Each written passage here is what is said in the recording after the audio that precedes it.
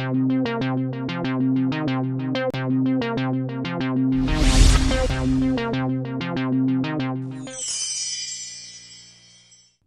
2008, a soap opera titled Camino das Indias, shot and located in India, took Brazil by storm.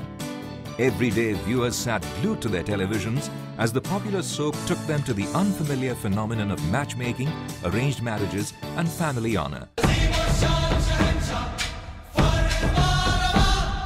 Nothing could have been bigger than this excellently produced TV soap. India was on the streets of Brazil despite its geographical distance. In 2009, a similar magic between the people of India and South Africa was performed by the T20 cricket. India's historical ties with South Africa were recharged by this cricketing extravaganza. These two events prove amply that in the system of arranged marriage, the relationship amongst partners deepens with time.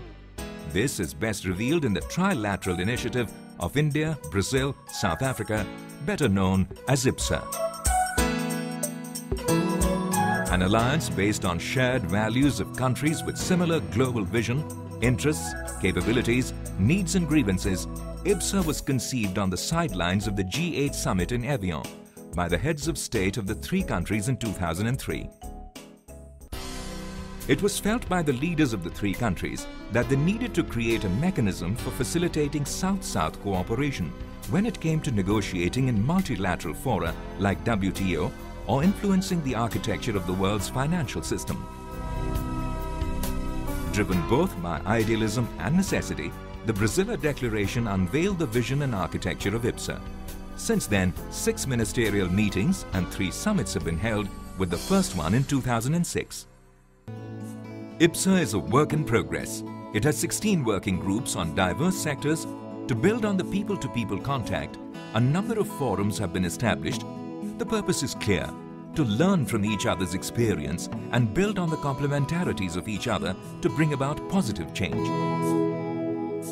The comparative advantage of these three countries are well known in their respective areas: Brazil in agriculture, aviation and biofuels; India in services, space and science and technology; and South Africa in agriculture, minerals and manufacturing services.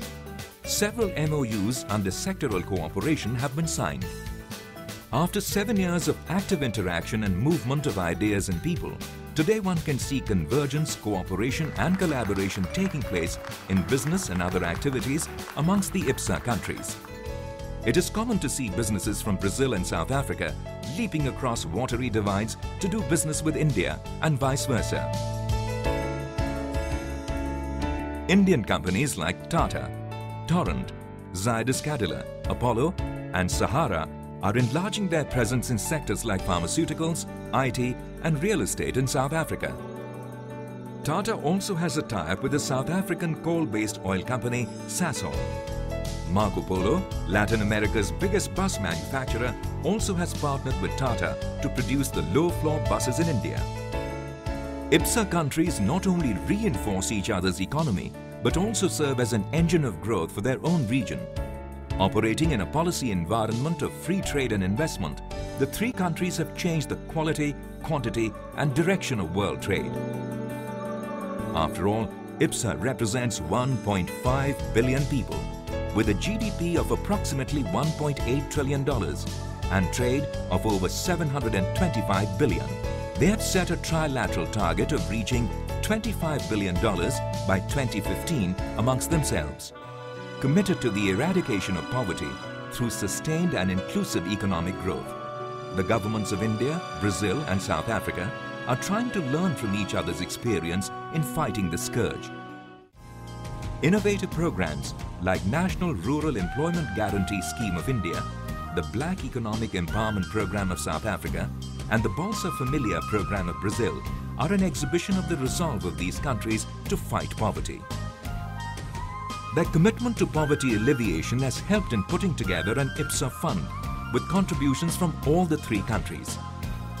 The solid waste management project in Haiti is a case in point. With a focus on skill training, capacity building, education, energy and empowerment, there are many other projects that are either being planned or are already in execution. After almost 7 years of its existence, what started as a mechanism for multilateral negotiations has amazingly diversified into areas that not many had dreamed of. Distance, differences in language and culture are no longer an impediment to this evolving and expanding initiative. Sports and culture have indeed become major drivers of this compact. Committed to economic growth through social equity and inclusion, the IBSA Dialogue Forum has been achieving synergy required to set the three countries on a path that would fully benefit the South. Indian Prime Minister Manmohan Singh's dream that IBSA should be a project of the people seems to be coming true.